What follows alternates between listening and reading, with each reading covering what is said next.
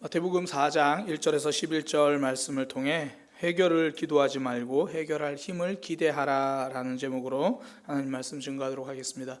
해결만 기도하지 말고 해결할 힘을 기대하시기 바랍니다. 오늘은 예수님이 시험 받으시는 내용입니다. 이 내용을 딱 두 문장으로 요약한다면 이렇게 됩니다. 예수님도 시험 받으셨다. 그리고 승리하셨다. 이 두 문장이 큰 위로가 됩니다.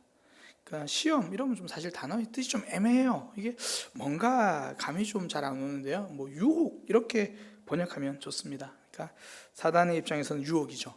근데 받는 입장에서는 이렇게 생각하시면 돼요. 갈등이다. 그러니까 믿음 생활할 때 이런저런 갈등이 되잖아요. 쉽게 생각해서 교회 가야 돼 말아야 돼. 내가 저 사람을 용서해야 돼 말아야 돼. 이런저런 말씀이 들리는데 갈등이 되거든요. 자꾸 이런 갈등이 생기면 오해를 해요. 나는 믿음이 약해서 갈등이 많구나.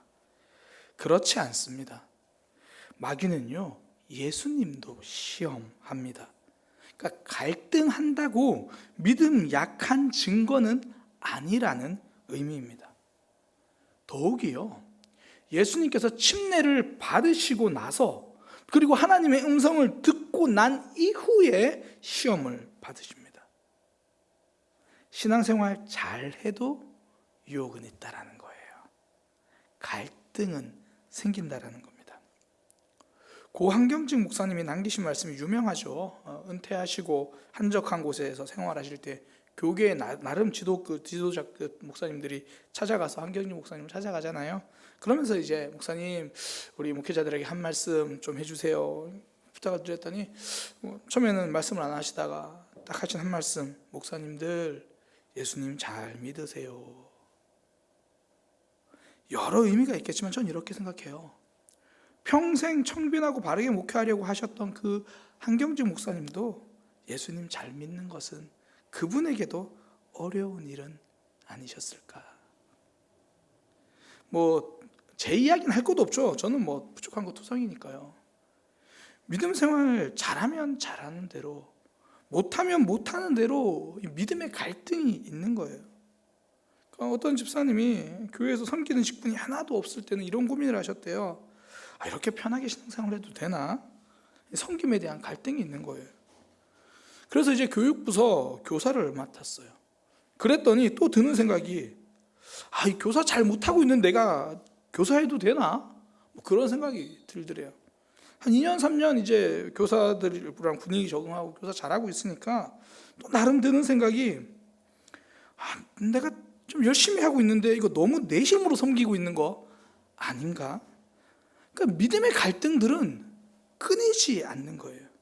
그러니까 갈등한다고, 갈등된다고 고민하지 마시기 바랍니다. 믿음 생활 잘해도 갈등은 있습니다. 예수님도 시험 받으셨다라는 거죠. 그러니까 더욱이 항상 시험에 특징이 있죠. 약점 공격이에요. 그러니까 예수님이 40일 동안 금식하신 후에 딱 마귀가 나타나서 이 먹을 것으로 시험하죠. 이게 치사한 거예요, 이런 거는. 그러니까 제일 약한 지점을 공격한다는 거죠. 그러니까 내 안에 상처 때문에 힘들어하는 사람에게 늘 그 상처를 건드려 가지고 시험받게 하죠. 인정받고 싶은 욕구가 강한 사람은 늘 옆 사람이랑 비교하게 만들어서 넘어지게 합니다. 이게 사단의 방법이에요. 문학 작품들을 봐도 잘 드러나요. 제가 지난번 수요일 너무 소개했던 책인데, 영국 소설가 에블린 워가 쓴 한 줌의 먼지란 소설 보면요, 거기 나오는 주인공 토니, 물려받은 대저택이 그에게는 약점이에요. 그러니까 늘 거기에만 신경 쓰고 거기에만 관심이 있는 거예요. 그러고 있느라 정작 사랑하는 자기 아내의 마음을 잘 헤아리지 못해요. 그러니까 아내 입장에서는 늘 저택에만 머물러 있는 삶이 좀 답답하거든요. 그러니까 수도 런던에 가서 좀 사람들도 만나고 그렇게 지내고 싶은데 남편 토니는 전혀 그럴 마음이 없어요. 결국 둘은 헤어지고 맙니다. 그러니까 내가 늘 신경 쓰고 있는 그 문제, 내가 늘 고민하는 그 문제, 거기서 계속 문제가 일어나게 만드는 거예요. 사단은 그것만 집요하게 물고 늘어집니다. 그럼 우리는 어떻게 해야 됩니까? 이 집요한 사단의 공격을 막아내야 되지 않겠습니까? 우리도 예수님처럼 시험에서 이겨야 되지 않겠습니까? 예수님은 어떻게 승리하셨습니까? 예수님은요, 오늘 본문에 보니까 문제 해결을 선택하지 않으시고 문제 해결할 수 있는 힘을 선택하셨습니다. 마귀는요, 돌로 떡을 만들라고 유혹을 해요. 그러니까 배고픔 문제 당장 해결하면 된다라고 이야기를 하죠. 그때 예수님은 이렇게 대답하십니다. 사람이 떡으로만 살 것이 아니라 하나님의 입에서 나오는 말씀으로 살 것이다. 당장 눈에 보이는 문제 해결보다 더 중요한 것이 있다라고 이야기를 하시는 거예요. 이 개그맨들 사이에서는요, 이런 말이 있대요. 데뷔하자마자 적금을 드는 개그맨은 뜨지 못한다. 이런 속설이 있다고 말합니다. 서울대 김남도 교수가 이 속설이 나름대로 의미가 있겠다, 그렇게 말을 하더라고요. 그러니까 처음 데뷔하고 나면, 데뷔하자마자 이제 첫 데뷔했고 출연료도 받고 하니까 매월 이제 꼬박꼬박 적금을 드는 것, 사실 그 자체는 기특한 일이죠. 아직 성공하지 못했지만 없는 돈 아껴서 적금을 드는 거예요. 그러다가 사실 첫 데뷔가 바로 고정 출연으로 이어지진 않잖아요. 고정 출연이 어려워지면 적금은 이어가기 위해서 아르바이트를 하는 거죠. 여기저기 행사를 시작합니다. 사실 신인 개그맨 때는요, 통장에 적금이 쌓이는 것보다 연습과 아이디어가 쌓이는 게 더 중요하거든요. 매달 돌아오는 그 적금의 문제를 해결하느라 진짜 중요한 것을 놓쳐버리는 거죠. 적금은 만기가 되었습니다. 자기의 실력은 만개하지 못했습니다. 당장 문제 하나 해결하는 것, 이것이 진짜 문제 해결은 아니라는 거죠. 하나님의 역사를 봐도 그래요. 하나님의 역사를 가만히 보면요, 하나님은 문제만 해결하지 않으십니다. 문제 해결과 함께 꼭 불신의 마음도 함께 해결하십니다. 우리가 잘 아는 사사시대의 기드온, 전쟁에 나가가지고 10만 명과 싸우잖아요. 그때 기드온이 함께한 사람들, 군사들은 3만 명이 조금 넘어요. 그때 하나님이 문제 해결에만 관심이 있으면 그냥 그 전쟁 바로 그 상황에서 이기게 하시면 됩니다. 그냥 한 번에 승리하실 수도 있어요. 그런데 하나님은 바로 승리를 주지 않습니다. 먼저 기드온의 군사를 줄입니다. 언제까지 줄이나요? 3만 명이 300명이 될 때까지 줄이십니다. 그 300명으로 10만 명을 이기게 만들어 주시는 거죠. 그렇게 기드온은 승리를 경험하는 것을 넘어서 승리를 주시는 하나님을 경험하게 되는 거예요. 그렇게 되면 뭐가 달라집니까? 이제는 10만 명이 아니라 20만 명이 와도 불안하지 않습니다. 이제 30만 명이 찾아와도 넘어지지 않습니다. 10만 명이라는 짐을 하나님께서 대신 들어주신 것이 아니라 그 숫자에도 지지 않을 수 있는 힘을 주신 거예요. 짐이 무거워도요, 힘이 더 세면 됩니다. 예수님이 이것을 아시는 거예요. 그래서 떡을 만들겠다고 말하지 않으시고 말씀을 붙들겠다고 말씀하십니다. 응답을 약속하신 하나님께 우리가 기도하잖아요. 오늘도 기도하러 오셨는데, 지난주도 기도하셨죠. 대부분 오신 분들 오셨는데 대부분 지난주에 기도하신 거 가지고 오늘도 기도하실 거잖아요. 그런데 왜 그게 그렇게 기도 응답이 안 됩니까? 응답을 약속하셨는데 왜 한 번에 응답이 안 될까요? 하나님은 문제 해결해 주시는 것을 넘어서 문제 해결할 수 있는 힘도 우리에게 주시기 위해서입니다. 제가 설교 시간에 가끔 이야기하는 그 김미경 강사 있잖아요. 그 기독교인이거든요. 한 번은 이제 그 주변 친구 중에 말 그대로 쫄딱 망한 친구가 한 명 있었대요. 그러니까 그분의 표현대로 길바닥에 낳는다는 게 무슨 말인지를 그 친구를 보면서 이제 알겠더래요. 그러니까 남편이 사업하다 망해가지고 형무소에 이제 갔습니다. 아무것도 못하고 집에서 입을 뒤집어 쓰고 이제 식음을 전폐하고 울기만 하는 거죠. 그러니까 그 아들이 너무나 이제 엄마 걱정되니까, 그래도 엄마 친구가 이제 김미경 강사인 걸 아니까 이래서 연락을 해가지고 지금 우리 집에 좀 오셨으면 좋겠다고, 우리 엄마 이러다 죽게 생겼다고. 그리고 이제 집을 찾아갔어요. 울고 있는 친구를 보면서 입을 확 거두면서 하는 말이, 그렇게 끙끙거리며 울지 말고 좀 속 시원하게 울어. 속 시원하게 울면 답이 나와. 너 울 데 없어. 그러니까 내가 울 데가 어디 있어. 울기 좋은 것 알려줄게. 근처 교회 있지. 근처 교회가 새벽에 가서 울어. 거기는 우는 사람들 되게 많이 와. 거기서 울면 아무도 거기서 울면 믿음 좋은 줄 알아. 그래가지고 교회도 안 다니는 친구가 이제 새벽에 울기 위해서 이제 교회를 간 거예요. 처음에 교회 가서 이제 음악도 틀어주고 우는 사람도 있고 하니까 이제 막 울기 시작한 거예요. 나 이제 어떡하냐고 울고, 애들 데리고 어떻게 사냐고. 이제 아들만 3명인데 남편은 형무소가 있고, 한 번도 이런 고생 안 해봤는데 왜 나에게 이런 일이 생겨.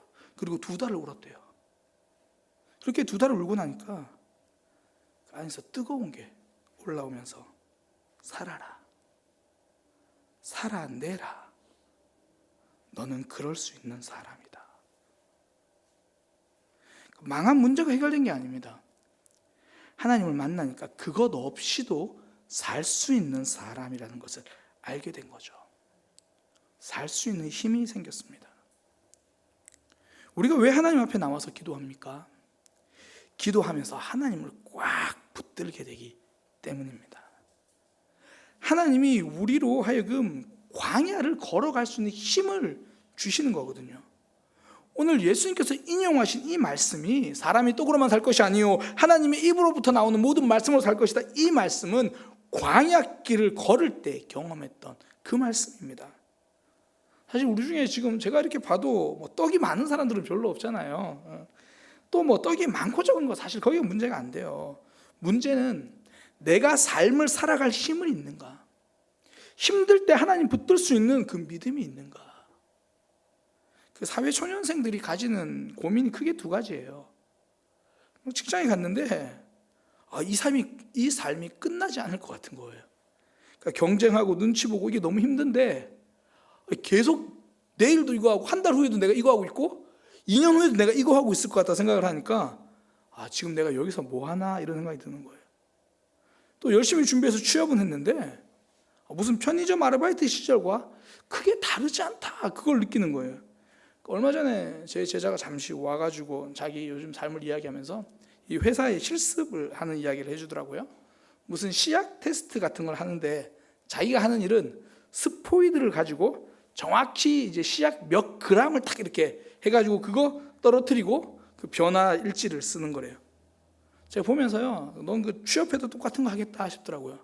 그 실습생이라 그런 게 아니라 원래 직장 생활이 그런 거 반복하는 거예요. 계속 4년제 졸업해가지고 그거 이거 스포이드 2g 해가지고 그거 하고 그거 적고 다 그러고 있는 거예요. 맞죠? 사회복지회라고 해서 갔더니 처음 가가지고 혜진이가 한 일은 전기장판인가 그거 나르는 일이었어요. 다 그런 거예요. 반복이고 반복이에요. 어른들이 왜 어른입니까? 그 시절을 다 견디었잖아요. 다 견뎠으니까 어른이죠. 그러니까 직장생활을 하면서 하루하루 살면서 문제는 계속 찾아와요. 그때 문제 때문에 하나님 앞에서 울면 문제 해결도 해결이지만 그걸 이길 힘이 생기는 거예요. 저들에게는 스펙이 있나? 나에게는 하나님이 있다. 저들에게는 경험이 있나? 나에게는 기도할 수 있는 힘이 있다. 나와 동행하시는 하나님이 계신다. 문제는 끊이지 않습니다. 자녀 문제로 씨름하고 돈 문제로 고민하고 건강 때문에 아파하고 문제는 항상 새로운 옷을 갈아입고 우리에게 찾아오거든요. 그래서 하나님은 우리에게 문제를 해결하기보다 그 문제를 헤쳐나갈 믿음의 힘을 주시는 거예요. 돌을 떡으로 만드는 거 위대해 보이죠. 그런데 떡이 부족해도 행복하게 살아갈 수 있는 그 힘이 더 위대한 거예요. 예수님은 돌을 떡으로 만들라는 사단의 유혹을 위대하게 이기셨습니다. 그 위대한 힘을 오늘 우리에게 주기 위해서 우리를 기도의 자리로 불러주셨습니다. 2번째는요, 예수님이 시험을 어떻게 이기셨습니까? 2번째, 3번째 시험을 같이 묶어서 보려고 하는데 하나님 손에 있는 것, 하나님이 주신 것, 그걸 보셨습니다. 5절에 보니까 마귀가 예수님 보고 높은 곳에서 뛰어내리라 그렇게 이야기를 하거든요. 그러니까 천사가 받아주잖아. 사람들이 그거 보고 얼마나 열광하겠어. 근데 예수님은 거절하세요. 하나님이 허락하신 기적이 아니면 하지 않겠다. 하나님이 나로 하여금 사람들에게 주목받게 하는 것이 아니면 그거 안 하겠다. 하나님이 허락하신 것만 하겠다. 사단은 그런 거에 관심이 없어요. 일단 좋아 보이는 건 다 가져라. 좋아 보이는 건 다 선택해라. 그렇게 유혹하는데 예수님은 그럴 수 없다라고 말씀하시는 거죠. 세 번째 유혹도 그런 맥락으로 볼 수 있습니다. 사단이 천하 만국의 영광을 다 보여주잖아요. 그리고 나에게 절하면 그거 다 주겠다. 그때 예수님이 거절하십니다. 하나님이 주시는 거 아니면 거절하겠다. 하나님이 허락하신 거 아니면 거절하겠다. 이렇게 선언하시는 거죠. 불행은요, 곁눈질에서 시작됩니다. 하나님이 허락하지 않으셨는데 그거 가지려다가 불행해지는 거죠. 하나님이 다윗이 밧세바를 범했을 때 하나님께서 말씀하신, 나단 선지자를 통해서 말씀하신 것은 하나님이 그거 너에게 허락한 것이 아닌데, 하나님이 다른 것은 주셨다. 그거 너에게 허락한 것이 아니다. 하나님이 허락하지 않은 것에 마음 두기 시작할 때 내 마음속에 문제가 생기는 거예요. 다윗이 그러니까 밧세바를 몰래 데려와야만 했습니다. 우리아를 불러서 결국 죽게 만들어야만 했습니다. 하나님이 주신 것이 아닌 것에 곁눈질하기 시작하면 소중한 것부터 잃어버리기 시작하는 거죠. 유명한 단편소설, 모파상의 단편소설 목걸이가 그 내용이잖아요. 한 여인이 자기 남편이랑 가는데 가난하지만 그래도 먹고는 사는데 그 여인은 거기에 만족하지 못하는 거죠. 보면 남편은 이제 수프 그릇 뚜껑을 열면서 이 수프 맛있겠네 그런데 아내는 그거 생각하기보다는 뭔가 으리으리한 만찬을 기대하고 번쩍거리는 은식기에 그런 고급 요리 그런 것만 기대하는 거죠. 그러다가 나중에 결국에 자기가 파티를 가는데 입을 옷도 없고 장신구도 없고 그래서 고급 목걸이를 빌려서 가잖아요. 결국 그 목걸이 잃어버리고 그 목걸이 갚는다고 고생하고 나중에 알고 보니까 그거 가짜였고 그 이야기가 모파상의 목걸이잖아요. 결국 그 여인이 잃어버린 건 목걸이가 아니라 내게 허락된 행복이었어요. 그러니까 하나님께서 우리에게 허락한 것, 그것을 보지 못하고 곁눈질하는 순간 내게 있는 행복을 놓치는 거거든요. 제가 이제 2명의 사역자, 물론 여러 사역자를 알고 있지만 그중에 한 명의 사역자는 제 선배 목사님인데요. 그분이 부목사 시절에 굉장히 소위 말하는 좀 힘든 교회에서 사역을 하셨습니다. 목사님들 중에서는 굉장히 카리스마 있게 목회하시는 분들이 가끔씩 있으시거든요. 그러니까 그분이 다른 데 외부에 이렇게 강의나 부흥회를 하고 오시면 밤 1시가 되었든 2시가 되었든 부교육자들이 쫙 서 있어야 돼요. 차에서 내리시면 그동안 있었던 일을 보고하고 상황 보고하고 이제 그런 일을 하셔야 돼요. 그러니까 그런 상황이다 보니까 이제 또 혹시나 실수가 있으면 또 그 담임 목사님께서 부교육자들에게 잘 가르쳐 주기 위해서 굉장히 큰 소리로 이제 가르쳐 주시고 이제 그렇게 하시는 거죠. 많이 혼낸다는 이야기죠. 그래서 그분이 이제 선배 목사님이 그 교회에서 배운 게 뭐냐면 무조건 메모하는 습관. 메모하고 한 번 지적받은 일은 다시는 지적받지 않도록 일 처리를 하기 시작한 거예요. 그렇게 그 교회에서 5년인가 그 교회 역사상 부교육자로 가장 오래 있었대요. 그렇게 있다가 다른 교회에 이제 다시 부교육자로 갔는데 그냥 전에 있던 교회에서 하던 것만큼만 했대요. 그런데 그 교회 담임 목사님 이렇게 훌륭한 부교육자가 왔나 그러면서 그 다음 후임자로 그래서 목회 지금 잘하고 계시는 김종석 목사님 계십니다. 그러니까 굉장히 남들은 다 어려운 상황이다 그렇게 생각을 했는데 그곳에서 내가 해야 될 사명을 발견한 거죠. 또 제가 아는 또 한 사역자가 있는데요. 요즘 저랑 가끔 대화를 많이 해요. 성진이 아닙니다. 오해하실까 봐 미리 이야기하는데 다른 교단 친구입니다. 다른 교단 친구인데 처음에 이제 풀타임 사역자로 들어가겠다라고 이야기했는데 막상 가니까 6개월은 인턴을 해야죠 이렇게 된 거예요. 그러니까 풀타임 사역자로 갔는데 이름 풀타임 사역자인데 사례비는 파트타임 사례비로 이제 들어오기 시작하고 부서는 전혀 없고 계속 그냥 쉽게 말해서 막일만 교회에서 이제 하고 있는 거죠. 계속 만나면 이제 저한테 목사님 꼭 담임 목사님께 다 순종해야 되나요? 이런 상황인가요? 저런 상황 계속 힘든 이야기를 해요. 근데 제가 들어도 저는 그 상황에서 못 버틸 것 같아요. 근데 그 친구는 잘 버티면서 근데 안타까운 건 하나님이 나를 그곳에서 보낸 사명을 발견하지를 못하는 거예요. 계속 힘들어하기만 하는 거죠. 우리에게 하나님께서 보내주신 자리는요. 그 자리는 일단 하나님이 허락하신 자리거든요. 그곳에서 하나님이 우리에게 주신 사명이 있습니다. 물론 나는 잘못 결정해서 실수했을 수 있죠. 하나님은 실수하지 않으십니다. 지금 내 삶은 하나님이 허락하신 삶입니다. 성도는 그곳에서 주어진 사명을 볼 수 있는 눈이 있는 거죠. 전 세계적으로 유명해진 영화 미나리, 그 미나리라고 이야기를 하는 게 미나리는 어느 곳에서나 잘 자라기 때문에 미나리다. 한국에서 그곳에 가서도 적응하는 뭐 그런 모습들. 성도는요, 어느 곳에서나 잘 자라는 것을 넘어서 어느 곳에서나 사명을 발견할 수 있는 사람입니다. 그러니까 내게 허락하신 삶, 견눈질하지 않고 그거 보면서 그 속에서 사명을 발견하는 거죠. 사단이 보여주는 곳에 혹하지 마시기 바랍니다. 하나님이 허락하신 것을 그 자리에서 하나님의 주신 삶을 똑바로 바라보는 믿음의 삶이 되시기를 소망합니다. 그 속에서 반드시 하나님이 주신 사명이 있습니다. 그 사명의 길을 가면요, 하나님이 주시는 꿈과 만나게 되는 거예요.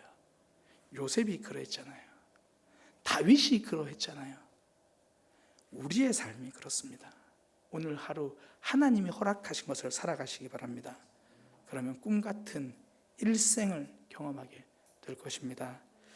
오늘 예수님께서 시험 받으신 것, 또 그걸 승리한 사건 함께 살펴보았습니다. 먼저는요, 시험과 갈등이 있다고 해서 내 신앙에 문제가 있는 것이 아니다. 꼭 기억하시고요.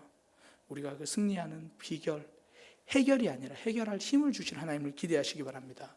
지금 내게 주어진 삶 가운데 하나님이 주신 사명을 발견할 수 있는 믿음의 삶이 되기를 소망합니다. 기도하겠습니다. 하나님, 우리의 삶 하나님 앞에서 더 기도해서 더 붙들어서 해결의 힘을 얻을 수 있는 그 믿음으로 자랄 수 있는 우리의 삶이 되게 하여 주옵소서.